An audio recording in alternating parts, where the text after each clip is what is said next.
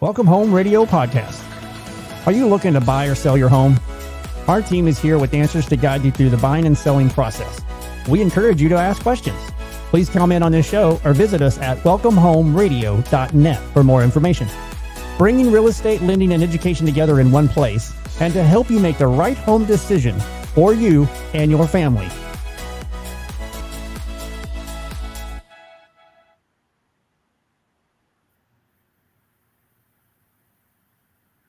And welcome to Welcome Home Radio, where real estate, lending, and learning come together. We want to wish you a happy 2025. It is January 15th. And just starting out the new year with we're going to do the same thing with what we're going to call your turn to ask, meaning we get questions all the time. We're going to ask them here and discuss and get answers out to you. So we're going to try to start out that new year with some new ways of working out. But we want your questions. We want to make it informative and educational for you. Hey, Happy New Year's, guys. Hope you're doing well. Happy New Year. Great to see you. Happy New Year. And are y'all surviving this minor snowmageddon? So far, so good. Very minor. Not a lot of issues, at least from our perspective. I hope y'all are staying warm.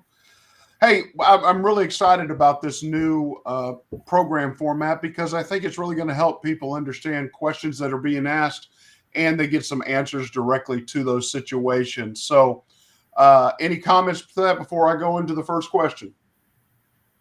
Don't make the question too hard. Well, consider the panel of sources here. Yeah, right. Exactly. Well, here's question one. I am looking at purchasing a home in the 1.2 to 1.6 million range and have yet to commit to a buyer's agent. I am open to doing a flat fee of $20,000 or 1.5%, whichever is greater. Will this turn off experienced real estate agents? I'm looking in an exclusive neighborhood where purchase do happen off market, but even now things have been sitting. My friend recommends an agent and did pay 3% back in 2023 on their $4 million home, which seems outrageous to me. What should I do? Well, we kind of knew the NAR agreement was going to bring around different options, flat fees, low percentage cuts. But I'm going to say, if you're not willing to bring in, you're going to lose out that buyer's agent fee just due to the fact they're not going to bring clients to your door. They're going to focus them on other opportunities. But what is y'all's thoughts on this? Well, I didn't understand what you just said. So if I'm a listener, I'm like, Okay. Well, then restate it for me then. Well, no, that's what I'm trying to figure out. Are you talking about this from the perspective of the realtor, the buyer, the seller? I'm looking at buying. Well, in this case, it's the buyer. The question is from a buyer stance, but I'm just saying overall, if you're looking at a listing or buying side, not paying, and this is part of what the NAR agreement says, everything's negotiable, but to one of the impacts, that real estate agent may not show you all the homes if they're not getting their full. And this is a buyer's agent, so the listing agent's going to really decide, or the lister is going to pay that for the most part. Well, I'm just trying to, let me, not to cut you short here, but if the realtor isn't going to show me houses, all the houses that are available in the price range I'm asking for, they're going to lose their license. I promise you that. Okay. I promise you that. And I come from the standpoint that I'm a realtor. You know, I have a real estate license. And if it was out there and it was asked of me to show a house on a particular address and I have a buyer's rep agreement with you, tough beans and tater tots, because I agreed, and that was the part of this NAR settlement that's out there. Part of the agreement is that if the seller's not paying any additional monies to me, and I've agreed in the buyer's rep agreement that I want $20,000 or 1.5%, whichever is greater, that's pretty generous if you ask me, for meeting me at a house and then writing a contract on a direct promulgated form. If that is the case, then I've got a whole other bevy of problems as the real estate professional. But that's just what I'm saying, is a real estate professional going to cut their fees just to get business? If they're doing their job, then they should be worth their weight. On our end, Blair, what we are seeing on the residential closings that we're handling, the average commissions have adjusted a little bit. The really only thing we're seeing is that basically it's not 3%, it's 2.5%. That's really right now the adjustment that we're seeing. So agents are willing to give and willing to say, okay, I understand the scenario and I'll negotiate, but we're not seeing it drop tremendously. And I think some aspect of what people need to keep in mind is this person writing this question is, agents do a lot of work for you. They protect you. They fight for you. They put things together that's in your best interest and what your goals are. Now, in this case, in that question, that lady's also asking for a specific neighborhood, that property sell off market. So you're asking for extra steps, extra additional effort. And that's not saying the agent won't do it, and that's not saying they won't discount it. But don't make assumptions just because of the NAR. That just makes it fully negotiable. Well, they made the statement, it seems outrageous to me to pay 3% on a $4 million home. Well, congratulations, you're dealing with a $4 million home, first of all. That's awesome. I'm happy for you. But yes, that is a lot of money. I can understand where they're coming from when you guys agree, but in coming in to negotiate this, I mean, I get that it's negotiable, and true professionals are going to know how to sell their value. It also comes back to how the listing agent and the lister or the seller actually decide on what they see as a value of getting the number of people in, the opportunities to actually sell their home for the list price that they agree upon. There's so many things that are negotiable in a listing agreement, buyer's agreement, all of that. So I just say, I think the NAR agreement holds people accountable, but this person's looking to save money on the wrong things where they should be saving money on the value of the home, not the value of their realtor that's working for them. Because I see a good realtor is going to do more than what their value of getting paid for is, no matter what the value of the home is. Like you said, 1 million, 4 million, 400,000. It should not be a difference, but it should be a compensation equal as percentages go wherever they go. I don't know. You teach this, Mr. Mortgage Educator, and you are a realtor. How would you do with a client going, I'm looking for in this certain neighborhood, these homes range from $1.5 to $2 million. Would you cut your fees to get this deal? Well, see, that's the mentality that I'm trying to challenge. Would you cut your fees? Would I establish my fees at a certain level is how I look at the settlement, rather than people's expectation. And Jeff used a number earlier, and I would not use that number in my class ever. So the expectation of a set fee is what the lawsuit was about. If I go to a doctor and the doctor says, I'm going to charge you $20,000 for this surgery, which, believe me, that's pretty cheap from all my experience in the last 12 months. But anyway, that all aside, if he says, I'm going to charge you $20,000 and he goes back afterwards and says, well, I had to do more, so I'm going to charge you more. I wasn't there. I don't know. I mean, I was there, but I wasn't there. Oh, it included anesthesia. Okay, that's good at least. Well, no, that was fortunately I'm wise enough to know about asking about the anesthesiologist, which is nearly more than the surgeon nowadays.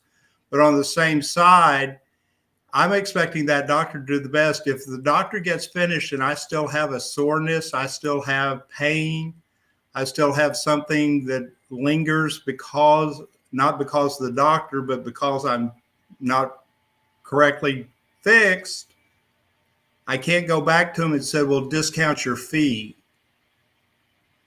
So a professional is a professional is a professional. If a professional says it's worth it for me to sell a $1.2 million house for $30,000 instead of whatever number that other number works out to be times that other number, then that's what the negotiation is supposed to be about. It's not supposed to be about cutting your fees. And I want to make that kind of clear to our listeners that if everything's negotiable, then you don't start with a set fee for everybody and say, well, this is what I'll take less than. You say, okay, this is what I'm willing to pay you. Are you willing to accept that? And the realtor has every right to say what? No. And that's absolutely another deal. If I went to my doctor and said, I can only pay you $10,000, I know you charge $20,000. My doctor may say, well, I need to feed my family, and this is what my college education is worth, and this is what my training's worth, and I'll protect you, and this is what I have insurance about. All those arguments is the same type of situation that you have to come to an agreement with that person and negotiate what you're getting paid. Now, I'm being a devil's advocate. I'm not trying to get a bunch of realtors PO'd at us, and that's not the point of this. The point of this is for our consumers, the people we're helping here, understand that there isn't a set fee in the industry. That was used on my sister, and you brought up something that really chaps my keister. When houses were selling, when there were 20 people lined up out of the door, and she's over in the M Street, a highly desirable area here in Dallas, and she wants to sell her house. The realtor that was recommended to her came in and said, well, this is the set fee we charge. And to this day, if I get a chance to badmouth that person, I would. I'm not going to do it on our show here, but if you had a private conversation with me, I'd say worthless. Now, blood pressure, calm down. The medicine's taking place. The toast is in. The biggest thing it comes down to for me is realtors need to sell their value, establish that, show their competence, show the value that they're going to bring to the table, as well as everybody's looking for a deal, and buyers need to understand you're going to get what you pay for. And let the buyer beware, let the seller beware. I mean, if you're willing to cut fees because you think it's outrageous, you're going to get maybe halfway workings, halfway job on something, as opposed to getting the best that you could get for the value. So this is a touchy point out there, especially after the NAR agreement, because we see brokerages going to a flat fee. And I think it's horrendous what they're doing, because they can't be doing everything possible for their client. They're doing everything based on that fee, as opposed to getting the best pictures, getting the best presents, all of that, as well as the threat of, as Tom brought up, oh my goodness, you're going to lose your license because you didn't do your job. The problem is you're paying a realtor for their experience and expertise and protection. It's a insurance policy against you, just like title is an insurance policy against fraud or somebody coming back at you. So I see the question is valuable, but I also see, hey, let the buyer beware. If you're always stuck on, it's just like interest rates. If you're so stuck on interest rates and don't see the value of what the mortgage program, what it costs you, you may be looking at one thing, but you're paying outrageously over here. And Albert Einstein said it best. I mean, if you don't understand Oh gosh, now I've forgotten the that was Bert Einstein, his brother. But if you're not aware of certain things, you're going to end up paying more in the long run, I find. And therefore, that's why that trusted advisor, that expert that you need next to you, a realtor and a lender, should be the two experts you trust on in dealing with real estate transactions. And I hate to see people trying to always cut and worry about fees as opposed to the best job done. Hey, going on to question 2. What we got here? The web shows 5% mortgage rates with the 2-1 buy down. Is this a good thing or is it clickbait? That's a very intuitive question, because with mortgage rates where they are at and people thinking 2-1 buy down, some people are selling this rate because of a 2-1 buy down. But do people understand that you're paying the interest up front for that 2-1 buy down?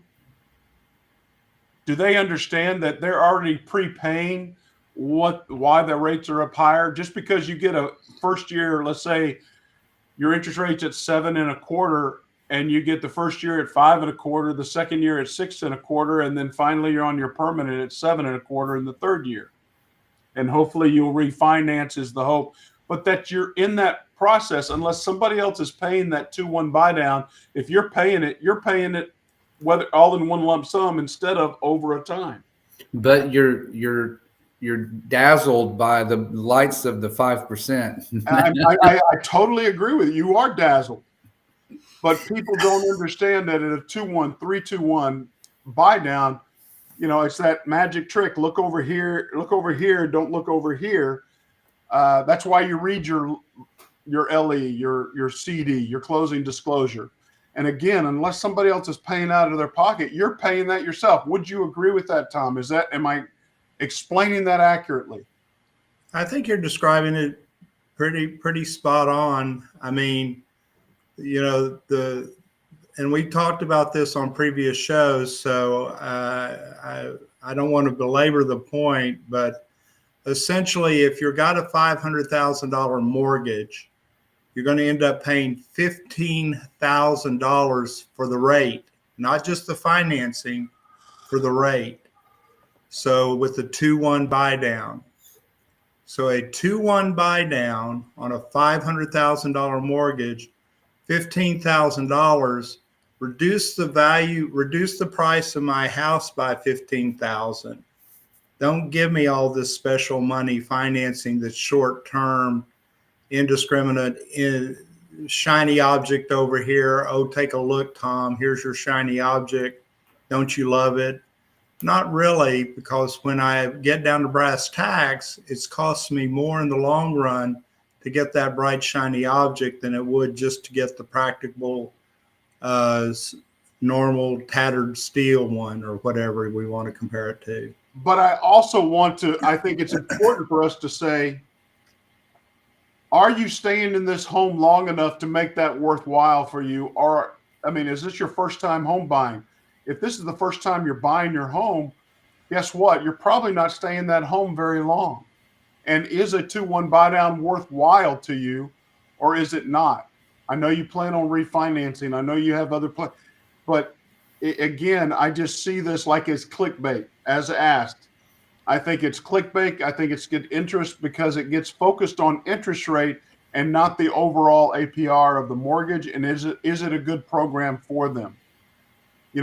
Right now, ARMs are being looked at by so many people. And is that a good way to go? 5-1 ARM, 7-1, 3-1. Just because those rates may look good, how long are you staying in that home? How long are you looking at this financing, and do you get to a fixed mortgage at some point? But I just see this question. It's a great question because there is a lot of 5% advertising going on the web, but anything on the web is a challenge because you don't know all the information out there about what requires to get to that rate.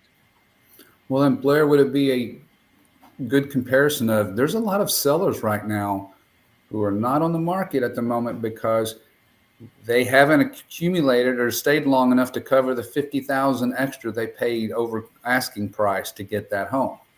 Thought it was their forever home. They're thinking something different, but now they're still upside down because the appreciation hasn't quite caught up with some of that. I'm totally agree for those that overpaid, did not do their due diligence on their initial purchase. And if they've only stayed in the home a very short time, then they didn't ask those questions about timing as well. Job changes, or, hey, I really just don't like the neighborhood, or it's too far out from my job. I don't like the drive every day. I mean, there's so many questions that have to be asked when you talk about real estate and the willingness to move forward.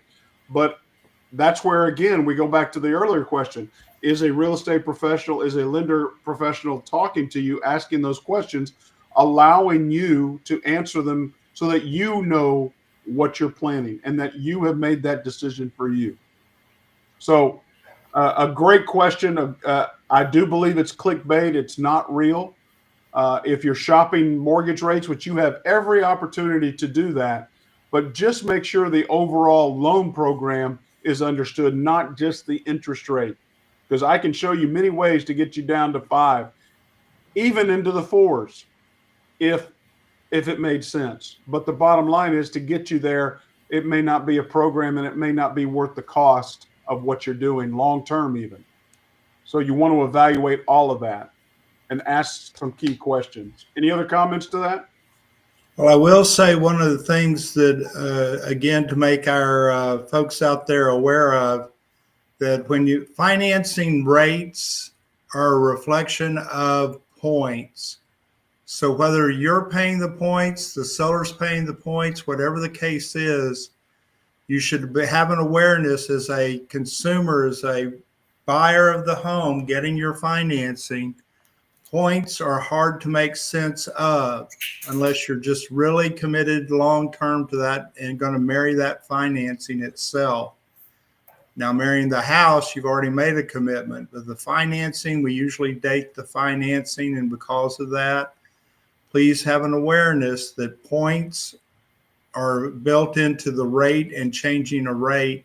So if you see something below market rate, somebody is paying somewhere the cost of doing the below market rate.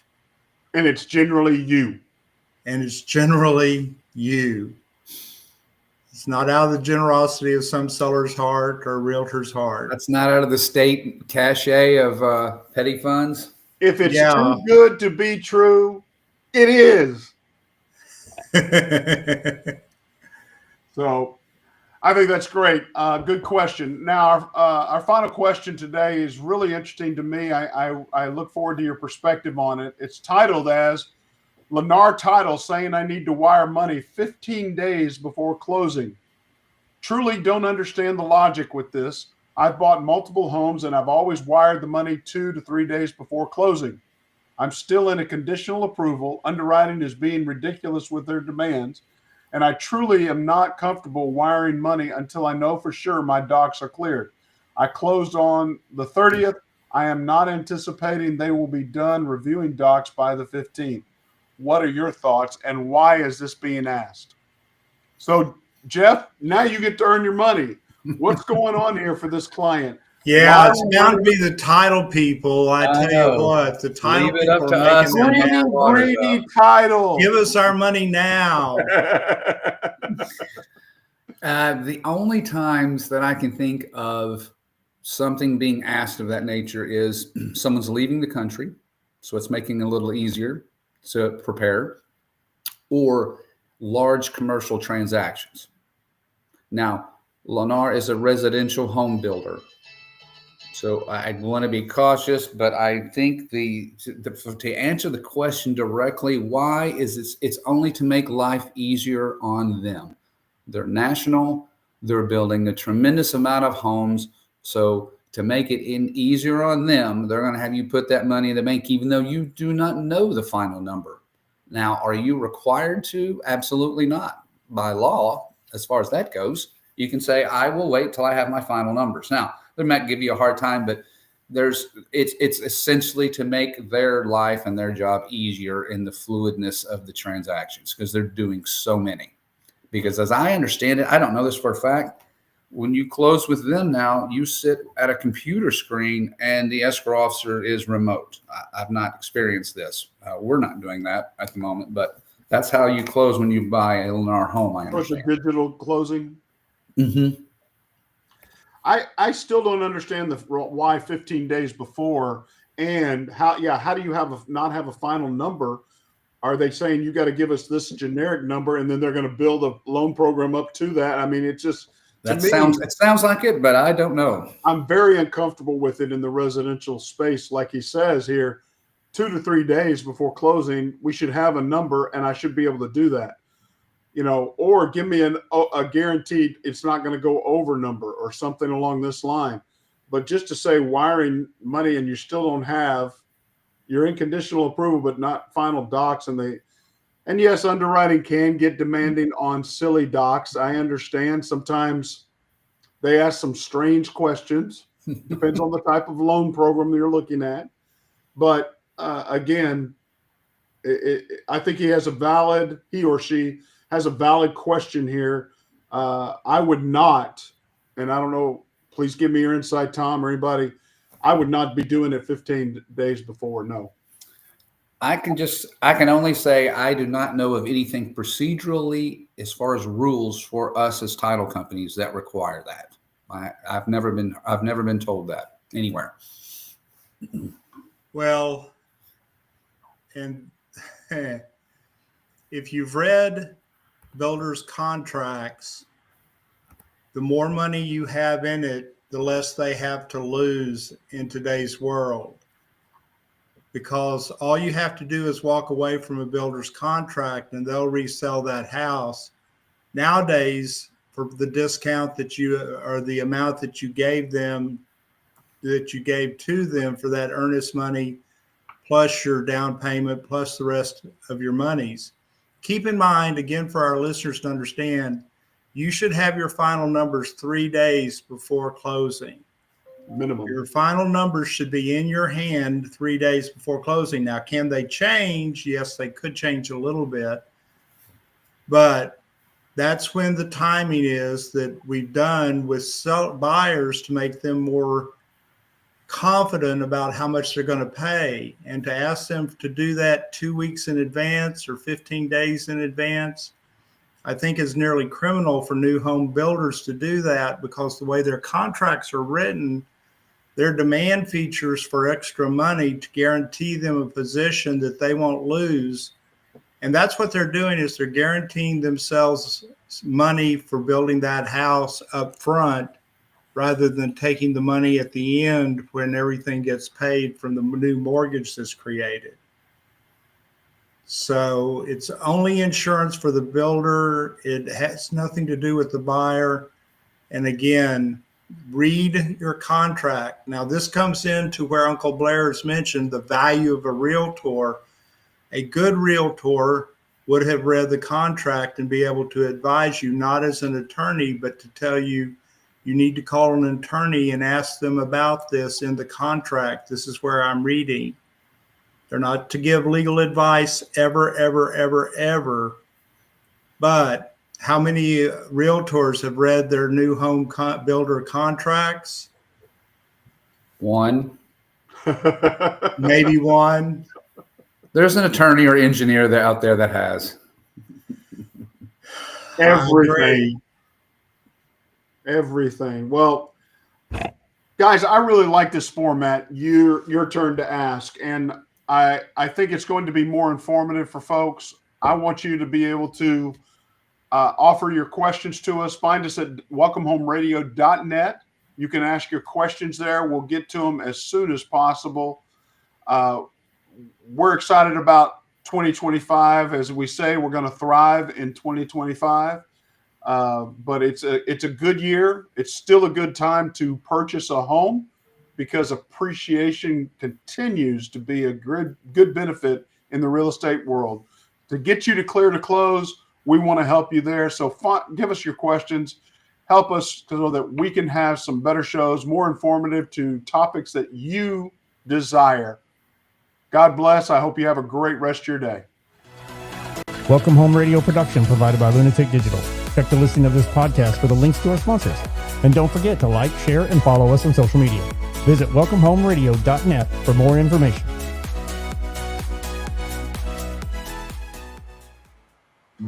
This was a Lunatic Digital production. Visit lunaticdigital.com for all your digital needs.